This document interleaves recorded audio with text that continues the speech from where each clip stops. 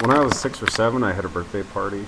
I had a bunch of my friends over. We ate lunch, birthday lunch, opened some presents. Then I couldn't wait to get them outside to show them this big 55-gallon barrel full of maggots that we had in our farmyard.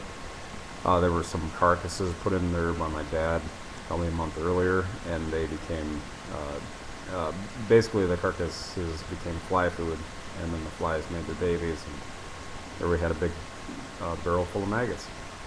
My friends who would get close enough to the barrel, they got to be showered by maggots, because what I did was I scooped a 2x4 into the barrel and just flung the maggots up in the air. And then as people were running, I flung maggots at them. It's my birthday. I do what I want. A few years later, we had moved into town. Actually, a number of years later, we had moved into town, and every Halloween we tried to get the cops in town by ringing a church bell. It was something where you could shake the bell tower hard enough and it would ring, and then the cops would come and the mayhem would ensue. We'd shoot off fireworks and throw eggs at cop cars, that kind of stuff.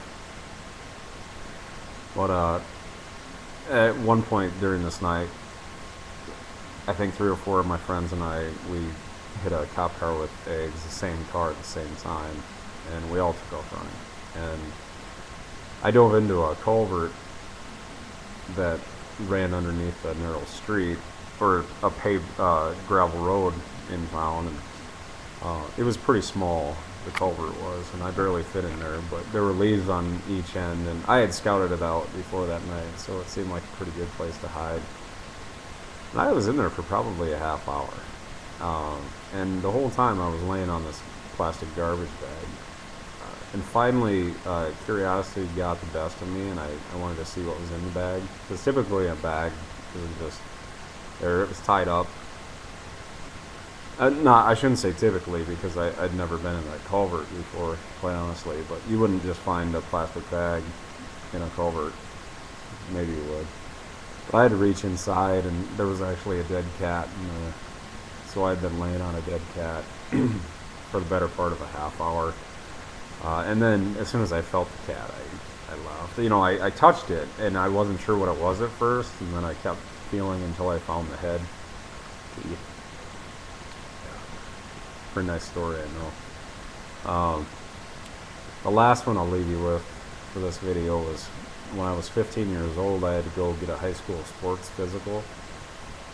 I was a pretty immature kid. I didn't really have many pubic hair at 15, pubic hairs. I really had very few. I had more peach fuzz than hair down there, and I decided that I would take a marker, a black marker, and kind of draw in more pubes. Not necessarily draw them in, just kind of make the ones that I had darker with the marker ink. Seemed like a good idea at the time. Well, anyway, the doctor never said anything about that. When I dropped my drawers, he just kept asking me how old I was. You know, what grade are you in? I told him a sophomore. He's like, did you skip ahead a grade or two? You know, I assured him I didn't. But that wasn't the oddest part of the physical. It was probably more odd for him, that part of it, than for me. Because I knew what was going on and he didn't. But normally they poke you and tell you to cough, but this guy just grabbed one of my nuts in between 2 fingers and started rolling it back and forth. I suppose he was checking to see if it was still firm or something. I don't know, but that really felt pretty awkward to me anyway. But on the way home, we were on a bus, and I was from a pretty small school, so like you have 7th graders through seniors in high school on the same bus. And this one senior was pretty well developed, not really a big guy, maybe decent size, but extremely defined.